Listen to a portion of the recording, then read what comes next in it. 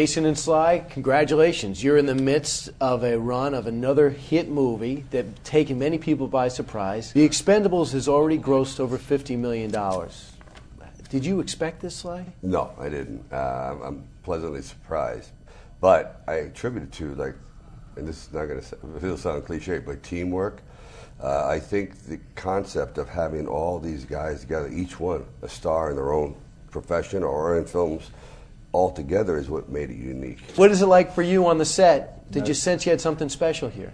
I just recently, at the time when I had a meeting with Sly, I just see the latest Rambo, and the last installment of the Rambo, and it's just the kind of action that just hits you in the chest. The way he does them is exactly the sort of action films that I want to be a part of. I asked Arnold Schwarzenegger back in May, I said, listen, I heard you're in the Expendables, you're going to be in it, and here's what he said. Sly is a good friend of mine, and he said, look, it will be really cool in a movie, we'll give some extra attention to my movie if you will be in it, and you and me and Bruce Willis, the old team from Planet Hollywood, let's get together and have some fun. My friend here, he loves playing in the jungle. And on the set, you're with all these other guys, and they've been your competition. It's like, you had a hit, I'm happy for him.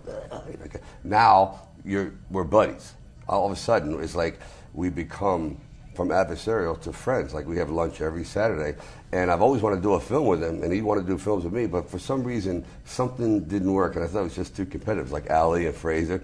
Now that we're kind of like over the hill, he goes, yes, I'll work with you. Is there something going on in society that you guys tapped into that you think America responds to? I think there is subliminally. Everything's a cycle. This happened in Rambo 2, when everything, we were at a point where America was always being castigated and being criticized for being self-serving or we're guilty and for being successful and apologetic and always kind of like feeling as though we're doing something wrong. And it's like, Americans are, booed everywhere in the world. So I think, I think there's a point where they said, we're not so bad. And I tried to do a movie that is unapologetic. What did you learn as an action star coming into this in your prime to somebody that's in his 60s and still doing the same stuff he was doing in his 20s? What? What? Yeah, but let's change What did I learn in what way? Is there someone sitting behind me?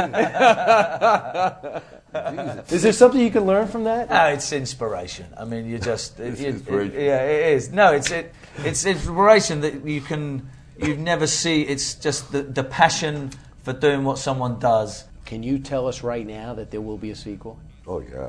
Sure, for sure. Why haven't I been cast in any of your movies, and what role would I play in the sequel, saying that we started talking?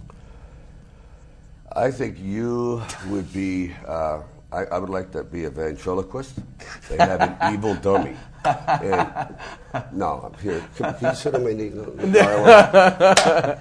No, I'll tell you why. Because I think you actually have too much personality. You shine a little too brightly, right, and we don't like people like you. You need to be more miserable, less hair. Yeah. Well, guys, thanks so much for your time. It's a great movie, Thank you. Congratulations on its success. You're doing it in a blue-collar way.